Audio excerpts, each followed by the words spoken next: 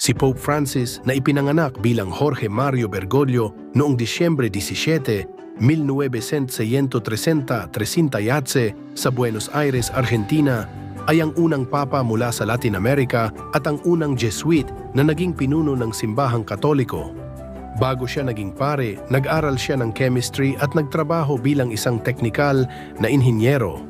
Pumasok siya sa Society of Jesus, mga Jesuita, at naging pare noong 1969. Bilang arsobispo ng Buenos Aires, kilala siya sa kanyang simpleng pamumuhay at malapit na pakikisalamuha sa mahihirap. Noong 2013, matapos magbitiw si Pope Benedict XVI, nahalal siya bilang ika-2,666 na papa. Pinili niya ang pangalang Francis bilang parangal kay San Jatom Francis of Assisi na kilala sa kanyang malasakit sa mahihirap at kalikasan.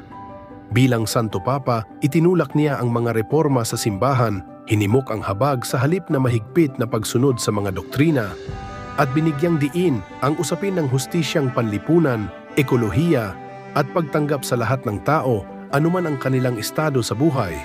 Siya rin ay isang matibay na tagapagtaguyod ng kapayapaan at pagkakaisa sa iba't ibang relihiyon.